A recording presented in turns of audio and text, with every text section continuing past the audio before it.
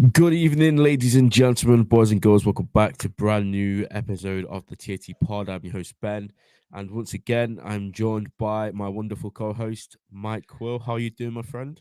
Mate, I am just so happy. No, I'm not. I'm good, bro. How are you getting on? You're not, so you're not happy. Well, we'll talk about it. We'll talk about the Well, news. We'll talk about the news. okay, There you go. fair enough. Yeah, we'll get into it. Yeah, I'm all right, mate, to be honest. I'm fine. Done a bit of Amorim copium today. I've seen. Listen, I've yeah, seen. listen to a lot of Tom Little, which I don't know if that's something I would recommend in life, but that's where I found myself right now. To be fair to Tom, he is the only person I know.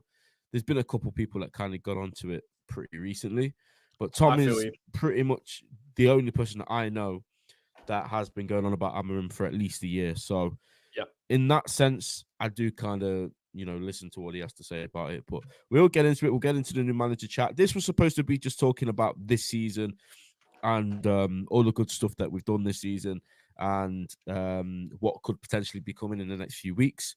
We are still going to get onto that a little bit later, but of course we have to in-depth discuss the news because yesterday I did a quick stream on my own. It was about a 20-minute stream. There was quite a few people on there, especially on Twitter, so big up if you was in there. Oh, big up. But it's always good to do it more in depth. I think it was good to get it out when the news was raw. Now I've had about 24 hours, well, not 24 hours. Paul George did it about 10:30, didn't he? But now I've had Oh, some time to digest it, read a few bits and pieces, watch a few videos. I think the conversation will probably be a bit better. But let's move on. Abby says hello. How are you, Abby? Michael says big up, lads. I don't think Alonso will ever manage LFC, mate. We don't go back for anyone who rejects us. It was now or never, and he bottled it. Strong words, and I will get into that comment in a bit more depth in just a moment. Luke says, "Hey, yo, how's it going? How are you, Luke?" D's, I think We'll that's call him probably Fweck. yeah, says depressed 100%. Listen, I don't think there's a reason to be depressed just yet. I think we'll be okay. And Luke says, I'm gutted we missed out on Alonso, but could be a blessing in disguise for us. 100%. I share that sentiment as well. There's currently 545 watching. If you're on Twitter, that's amazing. If you're on YouTube, even better.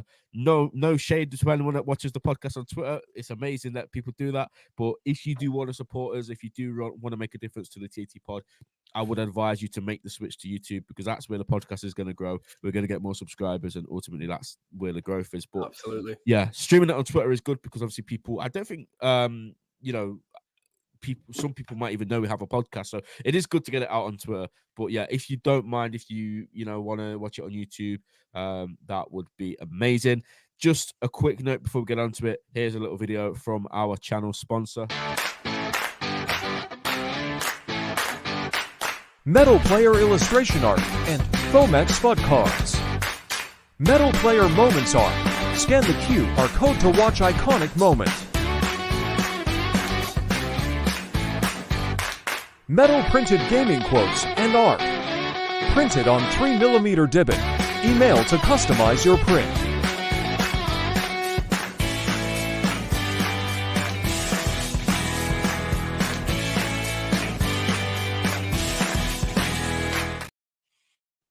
Yeah, massive shout out to yourfootcard.com. Amazing company. Great sponsors for the podcast.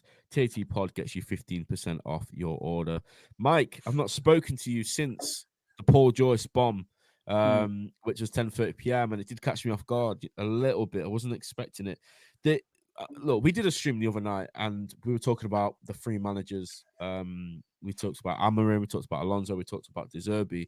And I think even then we were alluding to the fact that there might be a little bit of a shift towards Amorim.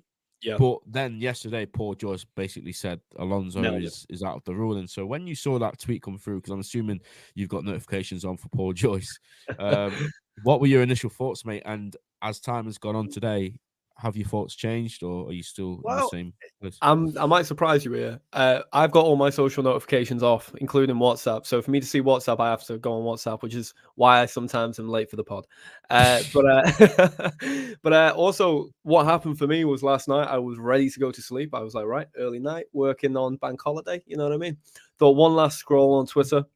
Went on Twitter, I think it was 10:15, 10 o'clock, and I seen the news, which annoyed me for multiple reasons. You know, as well as I know, as a content creator, when something like this happens, you need to then get on top of it. So then I had to wake up, get my setup, and record a video for one, which was annoying. I didn't want to do it. And also just reading up and watching people's reactions was really interesting. I think me and you kind of have followed a similar pattern of thought, I think, throughout this process. We started off both going, Alonso's the guy. This makes so much sense. This clicks. But I think the longer the Alonso thing has dragged on, the more open we've been to other options. I don't want to put words in your mouth, but that's how it's felt from watching your socials, and that's definitely how I've been. It was a shame, but also when I seen the reasoning, which has obviously been nailed further today, with it being a case of he's staying at Leverkusen, he wants to stay for another year. I can't knock that. I don't personally see that as bottling. I know Michael and Jay Wiz in the comments, you guys are mentioning bottling for it. I don't see that as bottling on either side. For me, it's a case of a manager wants to continue his what is his legacy in this in the league, continue to learn his trade. And it's similar to when not the Liverpool association to it, but Bellingham as a player went to Germany to learn his trade. He didn't go to the Prem. He had options to come to the Prem. He refused. He stayed in Germany, became captain of Dortmund to learn his trade and grow. Similar management wise, that's what's occurring right now with Alonso. He's staying there to develop his ability, where instead of taking the plunge, whereas you look at maybe a Gerrard, for example, after having that incredible season with Rangers, he took the leap too soon to come to the Premier League. Or Lampard, after a great season with Derby, took the leap too soon to come to the Premier League. And as a result, their reputations as managers has been, I don't want to say forever tarnished, but has been heavily tarnished in the current moment. Alonso's not done that, and I can't knock him for it. I can't blame FSG for it. I know some people, I've seen some dialogue around that where people said this is FSG. I agree with the Bellingham saga. That was FSG because we were fed consistently through the media. This is a dead cert. We're waiting the summer to get him. I can definitely see the output there. But for me on this occasion, this is just a case of a manager turning around when Bayern and Liverpool have approached him saying, sorry, lads, I'm staying here for another year. We now need to go to our second option, whoever that may be. Let us know in the comments who you guys want that to be. I'm sure me and Ben are probably on a similar train of thought there as well. So give us a couple of ideas of who you would want to see in the door and who you wouldn't want to see in the door. But yeah, that's kind of where I'm at the moment. I'm still digesting it. It didn't hit me as a sucker punch I expected it to hit me as when I read it, I've got to say. Yeah, and I think, I agree with what you're saying. We all wanted Alonso. I think Elliot as well was driving for Alonso, but his second choice might be slightly different to our second choice. I don't agree with what Michael said. Shout out, Michael, for your comment. Really appreciate it. Any comments we got on here is amazing, and massively respect it. And having different opinions is amazing because it'd be boring if we all just sat here like robots and agreed on the same thing. We really, really do appreciate that. I don't think he's bottled it personally. I think, and I tweeted this yesterday, Xabi Alonso is one of the most intelligent football players on the planet. Like, you don't get more clever players than him. So. No. He switched on. He obviously started at Real Sociedad's youth team and then went to Leverkusen when the time was right. And someone made a point earlier, and I completely agree with it. Steven Gerrard was at Glasgow Rangers, won a league title. The moment a team, and I know it's not the same, going from Rangers to Villa to Leverkusen to Liverpool. It's the leap, isn't it? Yeah, exactly. The leap was just ridiculous. You've gone from a team that's very... be very careful in what they spend because they don't have as much money as, European teams and the team where you've won the league and whatever, to then a team like Villa who has some great players already and they were going to have heavy investment and he just didn't deliver and he just wasn't ready for the step up. Now, again, it's a bit different for Alonso because he has got a team where he's got great players with world-class potential, He is going to win the league. He's going to be in the Champions League next season. He's got all these amazing things. But it's the same principle. Like, if Alonso just jumped at any chance that he got straight away, which Steven Gerrard did do, then, he could, in his mind, be regretting it in a few years. Like, if he stays at Leverkusen now, and you could flip it around as well, I guess, and say there's a chance that next season won't be as good, and there is. But I don't think the Bayern Munich move will go anywhere. And I don't think the Real Madrid offer will go anywhere. I think ours will. I do agree with this comment. I think it is now or never for us. But I think the other two teams, Bayern Munich and Real Madrid, I think even if they just finish like second or third next season and had a tiny drop off, then they would be looking to get him. But yeah, when I saw the news, it was obviously a little disappointed because he was the one I wanted. He's the one that has experience with this football club and the city and everything around it. World class player. He's going to be a world class manager if he isn't already. I think you probably already call him world class, to be honest. But I think he's going to be the best in the world. And Tom wasn't happy with that because obviously he thinks Amorim's going to be the best in the world. Right. But when I told him today that Alonso will be the best manager in the world, he wasn't happy. Yeah, it is what it is. And we will look on to what this could mean going forward. I think it's pretty clear what we want to do now. Let me just get a tweet up.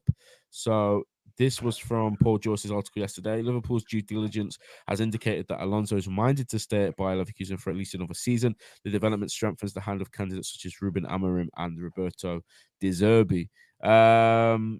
Yeah, so it always felt, Mike, didn't it? Like when we were doing the stream before, we did speak about De Zerbi, but very briefly, because it felt like from everything Paul Joyce and all these journalists had been putting out, it was Xabi Alonso and Ruben Amorim. Yep. And then Ornstein then put at some of the time this tweet, which I want to get your opinion on. Liverpool have always been aware that for some time that Alonso was unlikely to leave Leverkusen this summer. So on the basis of that and what Ornstein says there, do you think that this is nothing new to Liverpool? This is not news, and that Liverpool are probably already planning in the background whilst we're all speaking about Xabi Alonso? They've already come to terms that it's not going to be Alonso, and they've sort of tried to ramp up the interest in Amorim. Yeah, listen, I think this is something. If there's one thing we've learned with our club, especially under the FSG ownership, we find things out 2 months after this club has been made aware of it, whether it be the idea of a new signing, the way a lot of our signings seem to happen within 48-hour periods. They can come up out of nowhere. Szoboszlai, Fabinho, both good examples. Diego Jota, another example. And the same way with recruitment, I remember Jurgen Klopp felt like 1 minute it was a rumour, next thing he was walking in the door. The Alonso news, if I were to speculate here, and bear with me and indulge me for a sec, it feels like November, when we were alerted to the news, we spent the next month or so vetting people out. January comes, between January and probably start of March, maybe late February, we've been vetting people. We've got our shortlist. Did an interview recently where it was confirmed we have a 7-man shortlist, which is where we've been getting these names, now Guzman, De Zerbi, Amorim, Alonso. And they've probably found out the same way Munich have found out Alonso's not going anywhere, which is why in the last week or so for Munich, you've seen a lot of vocal work around De Zerbi. And the same way you've seen a lot the last couple of weeks for Liverpool about Amorim, just from the media outlets. In saying that, these are two people we've obviously tapped up already. De Zerbi's going out of the door for Brighton next season, 100%. I don't imagine De Zerbi at Brighton next season. I don't see it. Same way I don't see Amorim next season where he's meant to be. Go on. If that's the case, and we obviously know Bayern Munich aren't going to get they aren't going to get Alonso, right? There were certain German journalists that were saying that if your worst Bayern enemy don't get Xabi Alonso, they're going to get De Zerbi. So on that basis, now we should expect to see De Zerbi to go to Bayern Munich, no? Or he's I am.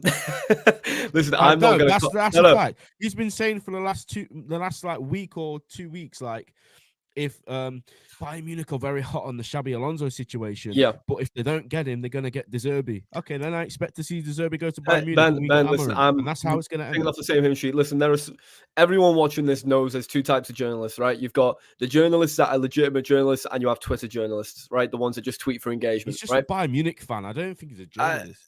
I don't know like him well enough. On Sky Sports News and doing Jurgen Klopp prop. That's what he is. That's hey! Don't throw me under the bus. No.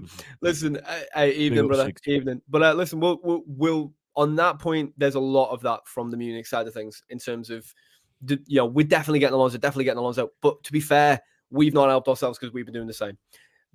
I think that there is a funny part of it for a neutral where both sides have been doing this, neither side getting him. De Zerbi, though, for me, if he goes Munich or whoever goes Munich, you're under a lot of pressure right away for the simple reason Munich know Alonso next summer, 15 million euro buyout. He's leaving next summer. That's what felt almost confirmed today as well. Not just that he's staying for another year, but that Alonso is leaving next summer. Now, Liverpool don't do interim. I can't imagine us doing it. The squad is far too talented. Michael Edwards and I forgot the other, Hughes are far too intelligent to think we'll do an interim season. We'll manage the season. That's not going to happen at Liverpool. It can happen at certain clubs. Madrid do it, and Munich definitely will do it. it'll be interesting to see what Munich do now as to whether they look for an interim for a season, because they won't want to lose the chance of Alonso. And we all know Ancelotti has been waiting at Madrid for someone to just succeed him. But Ancelotti cares too much about Madrid to just leave Madrid. He'll leave Madrid when he knows the right person's coming in the door. He's building the Galacticos right now, right? You look at the age range. Whoever goes into that Madrid team after Ancelotti is the manager for the next 6-7 years. That'll be the second longest serving manager next to Ancelotti. That's what's coming in the door after. Anyone that can't see that isn't watching what's happening in Madrid. It's all very, very tactical. Whereas at Liverpool, well, listen, we're doing long-term plans as well, but we're not getting Alonso. We're not getting him. Simple as that. We didn't get him now. We're not getting him at all. That's how it is. And I know that's a hard pill for a lot of people to swallow, which I get it. The De Zerbi one's interesting because I think De Zerbi's a smart enough man to know if he goes Munich, he either wins the league or he loses his job. If he has the option, I don't think he will have the option as it is, but I think he would rather sit in a meeting for the Liverpool job than the Munich one. I do, especially if you look at what De Zerbi has said about Liverpool in the past. He definitely has an affliction for the club. But yeah, that's my particular thought on the Munich side of things. On Alonso, for us, it's our fault. It's my fault. It's your fault. It's Twitter's fault. It's all of our faults. Like you said, as soon as no, it is. As soon as Klopp announced he was leaving, right? That's the man that everyone just swayed to. And I have to hold my hands up and say I was part of that. All that we've had really to go on with Alonso is Paul Joyce and, the top journalists saying that he will be on the shortlist and, he is one of the front runners. No one ever said that there was going to be talks. No one ever said that they were going to interview him. No one said they were ever going to meet him. Like, this is why I can't get behind this rejection stuff. To reject somebody, you have to have an offer. An offer has to be on the table. And there hasn't been. Show me one report where it says that we got Xabi Alonso down to an interview or a meeting. We offered him the job. And he said no. If somebody can prove that happened to me, I will hold my hands up and say that he rejected us. But until, I think, Mike, there's an offer on the table. Until a girl asks you out and you say no, you've not rejected her, have you? Well, listen, there's two ways of looking at that. I'll go with that analogy because I like that analogy, right? If I'm talking to someone, right, I'm not even going to say, like, I reject a girl because, bro, I know me. But, like, listen, if Stream pressure on Spotify, by the way. Yeah, stream pressure on Spotify, bro. Ouch. But when you caught me there. But listen, when it comes to that analogy, right? You also know when you're getting the hint that someone's not interested, right? You know when you're getting the hint someone's not interested. Maybe you find out they already got a partner. I feel like that might be the situation here with Liverpool and Munich. We've tapped up, both sides have tapped up Alonso. We were more discreet about it. Munich were much more upfront. I don't necessarily have an issue with either approach. Munich's approach was definitely to rattle Leverkusen to try and throw them off. They're in a title race. I get it. I do. I look at it from a neutral and I go, oh, that's pretty dirty, but also you kind of get it. Like, it is what it is. And neither worked. Neither worked. He's staying at Leverkusen. And to be honest, in a world where that doesn't happen often, I do respect it. You know what I mean? I do respect it. But I also know... Sorry, go on. No, I was going to say, people compare it to Jude Bellingham. And look, I love Xabi Alonso and he's a Liverpool legend and I really wanted him as the manager. But I was 100 times more annoyed when we didn't get Jude Bellingham. This is, for me, this is just like, it's annoying. It's probably the best option available right now. But there are still a couple of I don't think... So Alonso was here for me, and then the next one was like here. It wasn't like neck and neck. So I am obviously annoyed, like I say. But with Jude Bellingham, for me, it was like the world's just ended because you've put your whole plan on hold to get him, to then be told, actually, he's not coming. He's going to a team that has done nothing but compile misery to you. And that was just annoying. Honestly, Somebody made a point earlier that I just want to go back to. If I can find it, I can't find it. And while Ben's looking, make sure you subscribe. Make sure you drop a comment because we want to hear everyone's thoughts. Michael, I appreciate your perspective here as well. Shout out Jay-Wiz too. Go on. G-Wiz. G-Wiz says, if you were Ruben Amorim or De Zerbi, how would you feel knowing you were second or third choice? Again, how do we know that Amorim is the second or third choice? And if he is, I tweeted this earlier, Mike. This morning, as soon as I woke up, I was thinking about this. Our second choices are usually better than what would have been. So, for example, Jude I see would have been incredible on his own, but we got McAllister, we got Szoboszlai. That would not have happened if we got Jude Bellingham. There's obviously the famous one that Jurgen Klopp was pushing to sign Julian Brandt. but the board and the guys that make the decisions said no, you're getting Mo Salah. There's loads. If you think about our backup options and plan Bs down the years, they've always been good. The one time where we didn't have a plan B was when obviously we had to withdraw interest from Virgil van Dijk. And what did we do? We waited 5 months and then got him in the January. So our plan Bs, they're never rushed. It's never like a panic thing for me. And if Amorim is the plan B or second choice, then it's one that's going to have been thought through for a very long time. We always hear about Michael Edwards and his data and his laptop and how he just loves his data. Yeah. We hear that. In fact, we've got a tweet here, and I'll just bring this up before you go with your say. Ian Doyle said earlier today that the favourite target is now Sporting Lisbon boss Ruben Amorim, whose success in Portugal and style of play have made him an attractive proposition. Liverpool no cannot afford to waste time should they decide Amorim is their man. So with his style of play, and I've seen that people have done like the data searches and that there are similarities. It was always important to get somebody for me that is more similar and more suited to what we have available right now, which is probably Amorim, let's be honest, over somebody who would just come in, tear the script up, and start from scratch, which would have been Xabi Alonso. Yeah, listen. If you do me a favor, because I can't do it right now. If you're able to pin one of the comments there, but the one that you just had before from Wiz regarding Amorim third choice, you just bring that one back up. So I think there's an interesting thought here. So Wiz, I'm not sure if you're still here, mate, but if you are, just hear me out for a sec. One thing that's been reported and one narrative that we see on social media are two different things. What's been reported is that Alonso and Amorim are both top of the shortlist, right? Top of a shortlist is not choice, first, second choice. That is in terms of the way they've done it. So a couple of articles have came out about this, obviously very data-driven, the way that Edwards and Hughes work. And at the top, every single time is Amorim and Alonso. So these are the two that are at the top of the data, right? And they're part of the 7-man shortlist. Now, a 7-man shortlist that we hear, or the what names we've heard, we, as a fan base and as social media, we've gone Alonso's first, Amorim second. So we've made that list in our own heads. The only thing that I think potentially backs up the idea of Amorim being second choice is that a couple of less reliable outlets have said Alonso is first choice. But a lot of that is driving engagement more than anything. I think sometimes it's hard for us to discern what is actual news and what's just trying to drive engagement. So I think sometimes we fall into that. So I don't think Amorim's second choice. I don't think he's first or second. I think at the moment we've got our shortlist and we've got individuals we want to interview. I imagine now Alonso's out the window. We probably have 2 people we want to interview from that. So Edwards will sit down with Amorim, I imagine, have that interview, hash out the idea, and then it's from there. But the one thing about Amorim that I do like, that I have seen consistently in reports, is his man management ability. And the same goes for De Zerbi as well. Listen, I know De Zerbi's not a popular choice at all, but the one thing they both have is incredible relationships with their star players. Now, get me wrong, a star player at Liverpool is very different to a star player at Brighton or a Sporting Lisbon. But I think it's important to know, and also the way other managers talk about these managers is also important to know. It may not be the most popular thing to say, but I must say I've certainly softened on the De Zerbi talk recently, which I'm not sure how that goes down with you, Ben. But when I hear De Zerbi, I'm easier on it. I'm glad De Zerbi is not popular anymore. Do you know why, Mike? Go on. Because I tweeted this, right? I tweeted so much about De Zerbi over the last few months, right?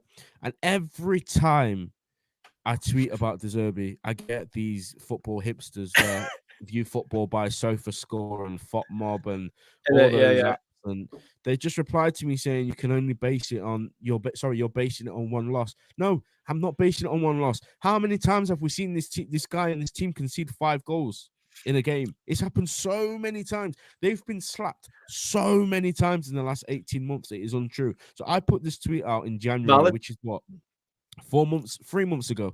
It's hilarious how every time this happens to Brighton and you say you don't want De Zerbi, you get hipsters in the reply saying, based on one game, you are allowed to not be sold on a manager, and like I said, keep him far away from my football club. But Mike, now this is the popular opinion. So people were disagreeing with me when I said that. I get you.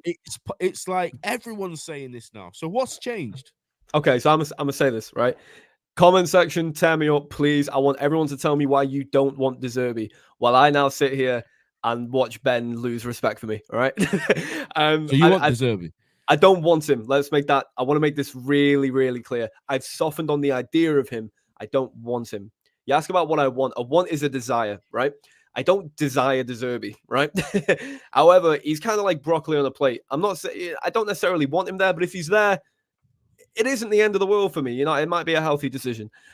I think De Zerbi this season has been heavily his reputation has been heavily marked this year, right? If you ignore this season for a second, last year it was widely agreed upon he plays an innovative, exciting football that Pep Guardiola and Klopp were saying themselves is almost impossible to set up against. It was forward thinking, it was exciting, it was what you would want from football. It was almost like the Bielsa effect, but on a different level in terms of how successful it actually was. Now, one thing that allowed that to happen was they had forwards that had clear end product in Matoma. They had a midfield that was perfect for the system, McAllister, Caicedo, and they had a defense that was rigid, Colwill, Dunk.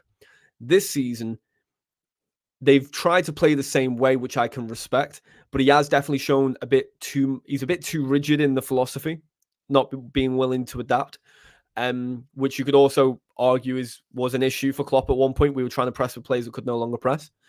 But Matoma has been out consistently in and out. He's not really been able to find his form. They lost McAllister, Caicedo, crucial players. Colwill went back to Chelsea. They couldn't replace that. But with all that being said, they're still in a decent position. You know, they're not in a bad position for where you would expect Brighton to be. In fact, Brighton is still exceeding expectation for where you'd expect them to be with such limited resources. So when I see people say De Zerbi is a meaty manager, De Zerbi is nothing, I can't buy that because he's shown me enough to suggest that he is a quality coach. What is the same thing for him that goes with Amorim and goes with now Guzman. Maybe not now Guzman as much, but definitely Amorim. Whoever gets this job now, we're not getting a Klopp situation.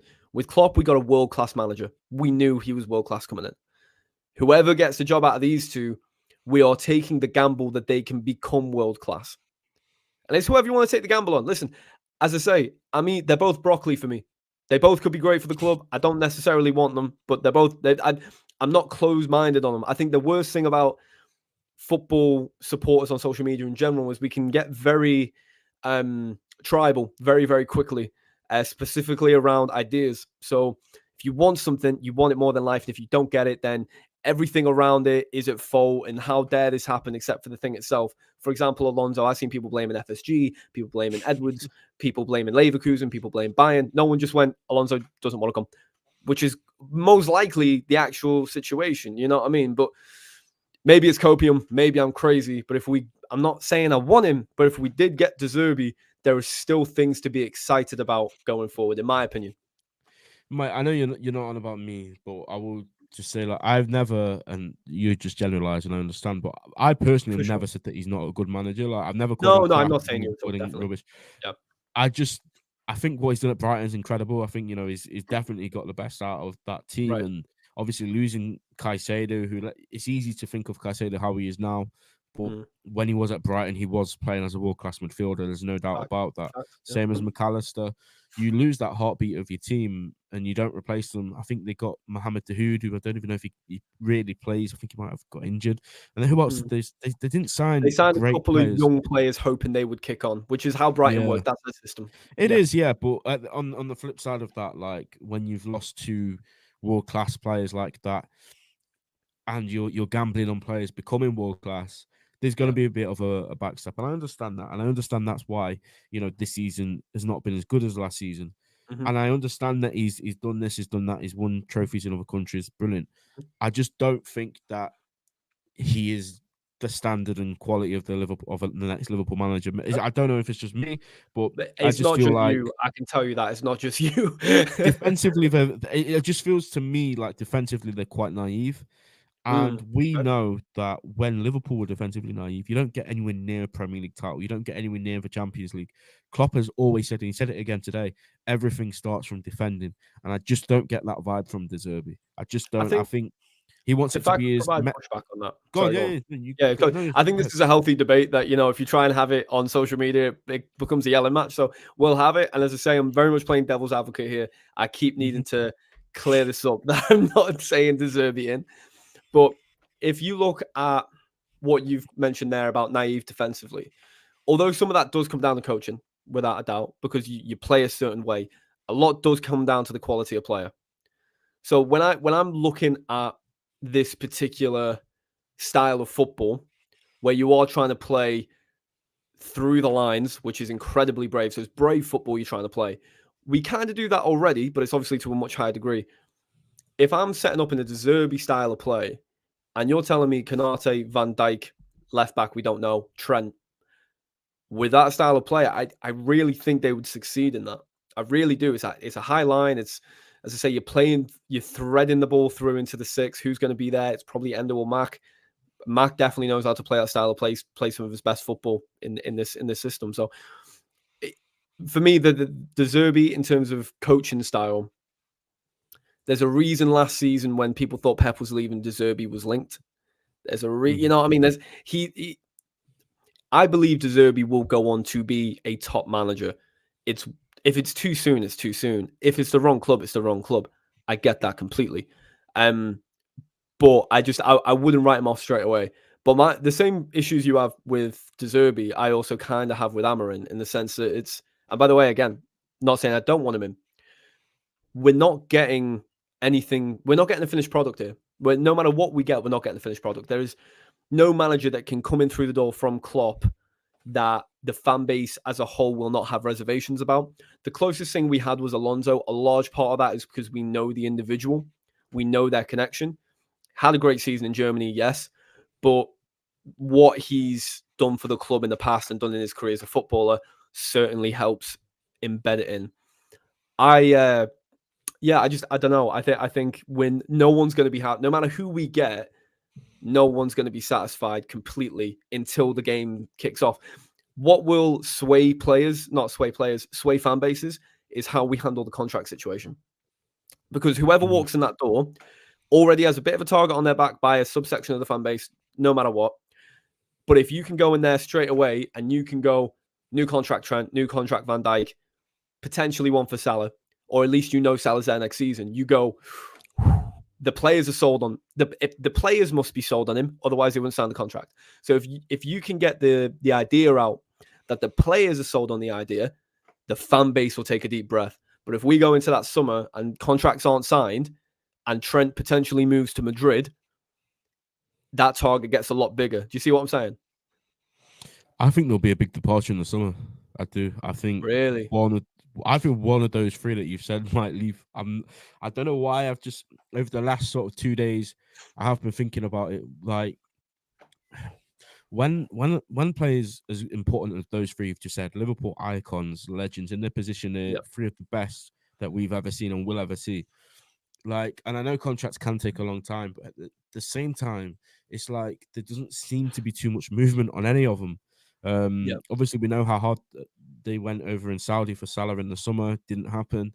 They're probably going to come back. And I don't know if Saudi League has lost a bit of stock over the last year or so. It probably has a little bit. But regardless, I think, all three of those players have to be sold, like you said, on the project at hand.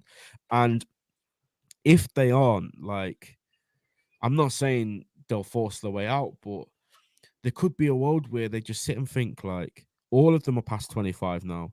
All of them have won absolutely everything there is to win, including individual awards. All of them have individual awards. You think about it. Virgil won PFA Player of the Year, European Player of the Year. Salah's won 2 PFA Player of the Years. Trent won Young Player of the Year. He's been in the Ballon d'Or teams. He's won individual awards. He's broken assist records. So there's nothing left for these guys to achieve. They need to feel that sense of importance by the new manager, whoever it is, whether it's Amorim or whatever. They need to know where their role is. And I've looked at Amorim and I've looked at his system. I'm struggling to see, to be honest, where Trent's going to play based on what Tom said, based on what I've looked at graphs. And I don't know if he's going to be centre mid. I don't know if he's going to be a right mid. But it doesn't.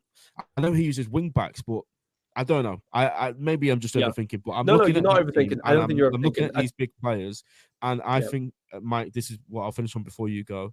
We've lost so much money in the last 3, 4, 5 years of the players running down the contracts that we paid big money for. Like Naby Keita, paid 50 million for him, didn't get a penny back.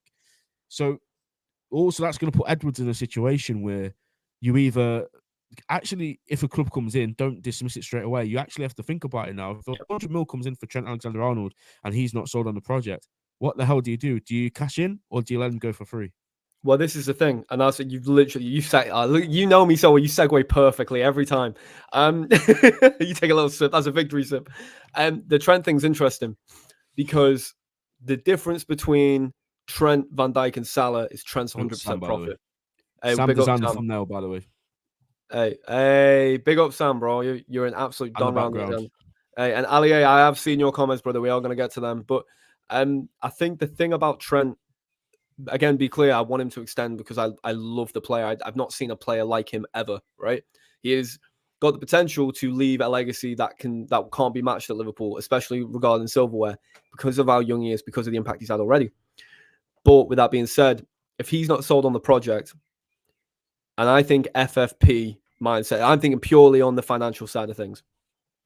100 mil for Trent does a lot more for the club than 130 mil for Salah. Because it's direct, guaranteed 100 mil dead on profit. There's no loss there. And because of that, you do ask, would the club then feel the need to be shifted? I don't know how much we'd ask for him because he'd be going into the last 12 months of his contract. I'm not sure whether he would try and force a move. I don't know whether we'd try and keep him and then try and negotiate. But if we keep him and then try and negotiate through next season, one, that becomes a very difficult situation for a new manager because that would be all the media. That would be everywhere. And two, could disgruntle the dressing room. Three, he could end up going on a free. And I think if we're losing Trent, I would rather sell him for 100 mil than lose him on a free the following year. Because it would just, at least the bitter taste would be softened by we can reinvest it. I'm not sure how we would, but we need to reinvest it. And again, this really pains me to say it because this is my favourite footballer. I can't find. Listen, Trent's a special footballer. No one wants Trent's to lose my favourite footballer in the world, on the planet right now. He's my top 5 of all time. I don't know. I just love the guy. I think it's because I see some similarities with my GOAT, which is Stevie G. But it hurts to even consider letting him go because I think I want him to be a one club man, and I still hope and think that he will be. But you have to have these conversations when a player's contract's running out. But I do agree with you in that sense that if it was that situation, so if you're saying sell now or let it go, and there was no renegotiations on the table, if it was one of those two, I do agree with what you're saying because that's 2 top signings coming in. 50, you can get some unbelievable talented players in the world for 50 million now. You could get Inacio, the centre back, and you could get another midfielder or another wide player. I don't know what he'd want. But on the flip side of that, you have him for another season. You let him go for nothing. You don't get anything back in the kitty to get those players. And Trent's at Real Madrid. Just to reply to this, Alex, there isn't too much doom and gloom. We're just literally reacting and discussing all the latest sort of news. We're not saying Trent's going anywhere. Like I just said, I hope he stays, and I think he will stay. I do think that the new manager will come in and they'll get those negotiations done quicker. We're just sort of playing devil's advocate and speaking about all we were positive before, Alex. We were positive before, brother. Same goes for Salah and Virgil as well. We're not. This isn't just targeted at Trent. 100%. Yeah.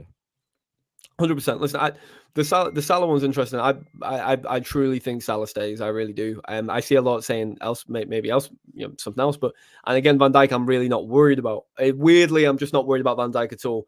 Maybe it's because he's captain, so I just don't see it. But and also, I don't see a club willing to pay what we'd expect for a player of his age. I don't know what it is. Trent's really the only one of the three I'm worried about, and I'm not sure why that's the case. It's because his mate's there, mate, and all this time we thought it was Trent bringing Jude to Liverpool. It seems like it's the other way around all along. Yeah, and it's going to continue to happen. Every time they go away, he's going to be in his ear yapping away. That's how. They're away for the Euro. You remember the famous story where I think was it Gary Neville? Gerrard went into Gerrard's room to ask him the question. He told him to pee off. Told him to get out, pee off. I don't think Trent does that to Bellingham somehow, if I'm honest with you, bro. We'll see. He's going to sign an extension and we're all going to be happy. Mike, just before we continue, because we are going to get into this season in just a moment, I want to just finish on this. Ruben Amorim is now the number 1 contender to replace Jurgen Klopp at Liverpool. I don't think you've actually... No, this was from a Lewis Steele article about 3 hours ago. 4 hours ago, maybe. You've not actually said who you want in this stream. You've been very sort of like Political. vague about it. Yeah, you've said you obviously wanted Alonso, and that's not happened. So you've not actually told us outright who you want. You've mentioned you're a bit okay now with De Zerbi. You've mentioned a couple things about Amorim. I'm going to put you on the spot here, Mike. Do you want Ruben Amorim to replace Jurgen Klopp? Want is a strong word, isn't it? Really? It's yes or no, Mike. You're not a politician. I'm so political when it comes to this. Or okay, then I'll change the question. That's not a yes or no. I will answer it though. Listen. Would you rather have De Zerbi then? No. There you go. So that's the Okay, answer. so I would you want rather, if Amorim. you're asking me Amorim or De Zerbi, I want Amorim over De Zerbi.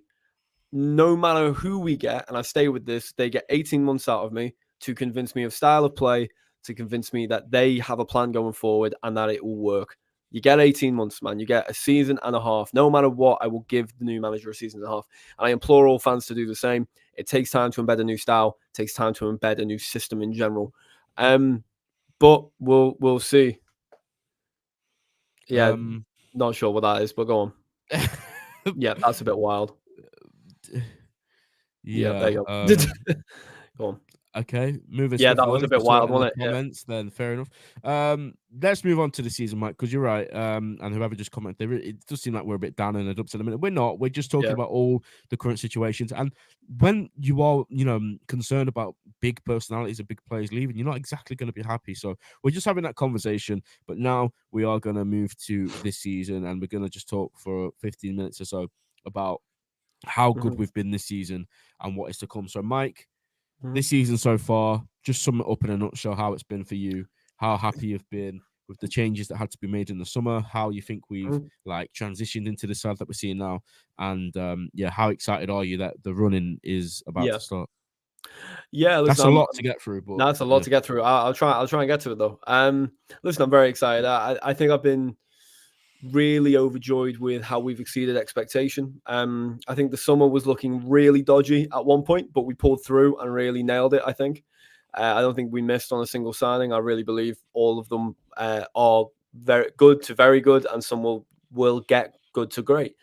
I think I've been really impressed by how the likes of Nunes, Jota have taken on a lot more responsibility and been so influential.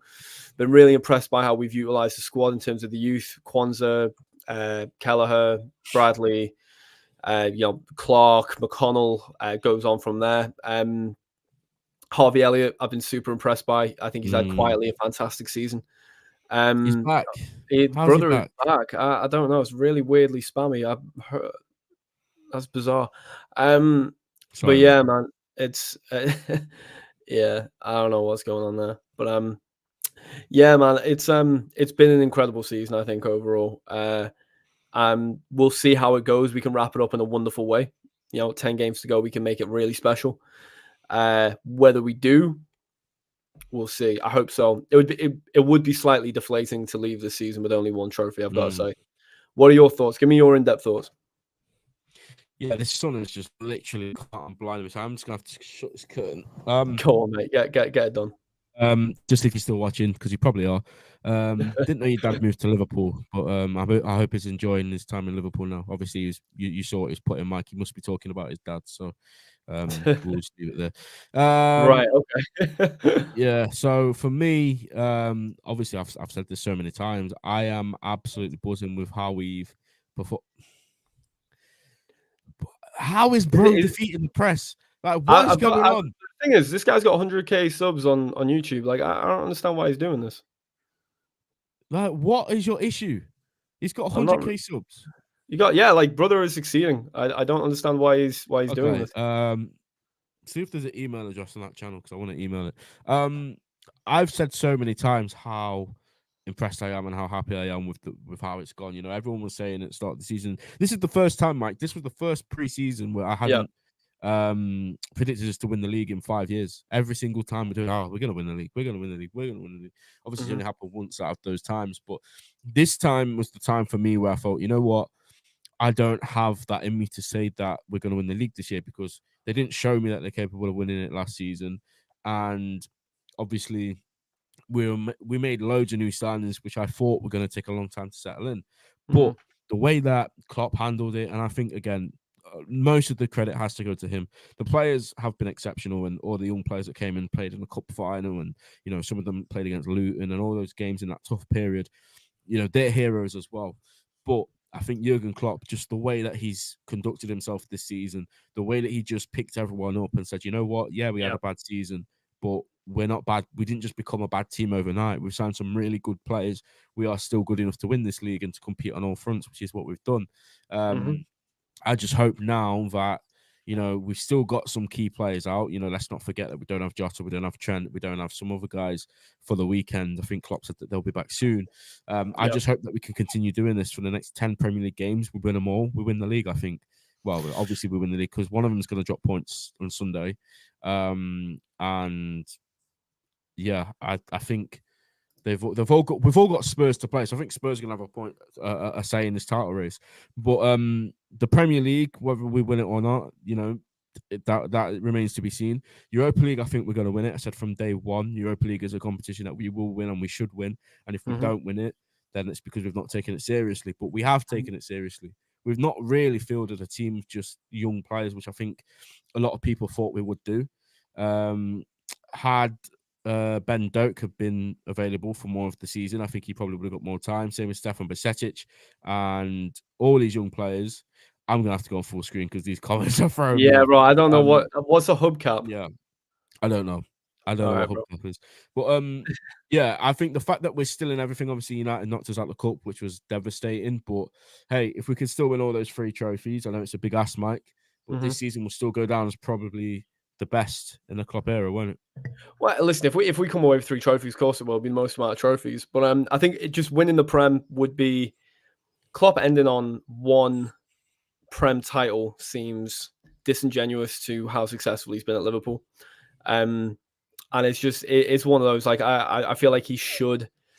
It's completely throwing me, those fucking comments, by the way. Sorry for the language. Yeah, I know. No, it's okay. Absolutely. Yeah, absolutely baffling that. But yeah, listen, I think it would be disingenuous for Klopp's legacy for him to end with just one title. He's genuinely, he's the best manager we've had in the Premier League era, goes without saying. He's one of the best managers Liverpool have ever had in their history. Luke, how's the nerves going into the final 10? Man, I'm nervous, man, because it's his final 10 to 14 games in charge of Liverpool, and like the idea that he could come away with this with nothing. We in the sense that, like, we could come away with no Europa, no Prem. It would feel, like I say, disingenuous to just how incredible he's been, I just feel like we, as a fan base, owe him, and he, in terms of his legacy, is owed true success. I'm bricking it, and I'll tell you why I'm bricking it. Because Sunday we played Brighton, right? Yeah. My record at Brighton games, I'm going with my brother. Oh, no. Go on. Season 21-22.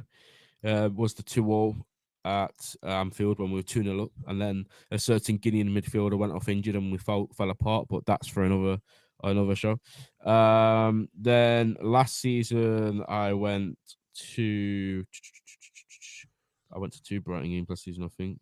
And guess what? We didn't win either of them. I went to the FA Cup game away, which was one of the worst days of my life, because going to Brighton when you don't live down south is an absolute trek.